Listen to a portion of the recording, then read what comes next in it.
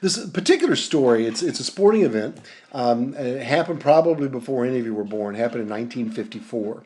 But when it happened, it was hailed at the time as the most significant and important achievement by an individual in a one-time sporting event in history, which is a pretty big, pretty big statement. Matter of fact, a couple of years ago, Sports Illustrated had a group of VIP sports writers, and they were ranking all-time best games and players and teams, and they rated this accomplishment by an individual in 1954, one-time event, as the most significant and historic and important of all time.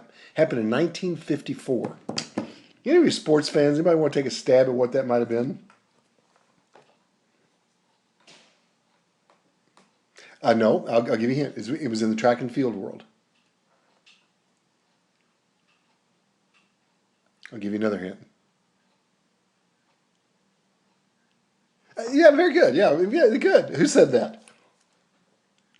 Matt, I'm gonna give you partial credit, the 100 and the one and the 1 mile. So, but let me tell you the story because it's kind of an interesting story.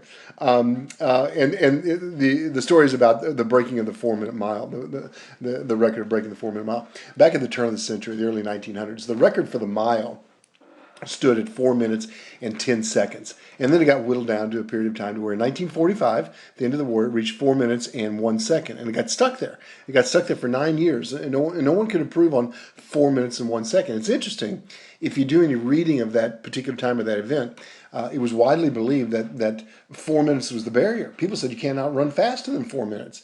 That was the human capability, was to be able to go 4 minutes, but not faster than that. There were even articles of prominent physicians who said that the human body could not go faster than 4 minutes. But it's commonly assumed that you just can't run faster than 4 minutes. Well, along comes a runner, Matt, you might remember the name, a runner by the name of Roger Bannister. And Bannister had some special insights. Number one, he was a medical student, so he didn't buy into the whole notion that you couldn't run faster than 4 minutes. But he, along with a number of other people, were obsessed with being the first person to break the 4 minute barrier.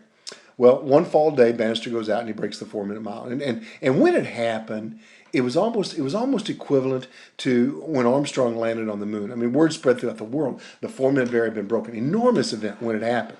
And if that were the end of the story, it'd be an interesting story. But it's what happened after that that makes it historic and significant. You see, Bannister goes out and he breaks a barrier. A barrier people said could not be done. Nobody thought it could be done. Bannister does it. 60 days later, two more runners broke the 4 minute barrier. 60 days after that, two more runners broke the 4 minute barrier.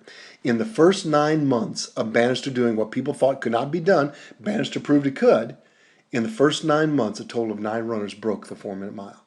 And it was almost as though people who previously thought this was not possible, they now knew it was, and they literally started running through these self-imposed mental barriers that people had at the time. It kind of reminds me, if any of you have done any reading of Napoleon Hill, where he said in Think and Grow Rich, anything the mind can conceive and believe, it can achieve, as it did with that, that particular story. So let me check with a couple of you and see if you're familiar with it. Matt, had you heard that story before by chance?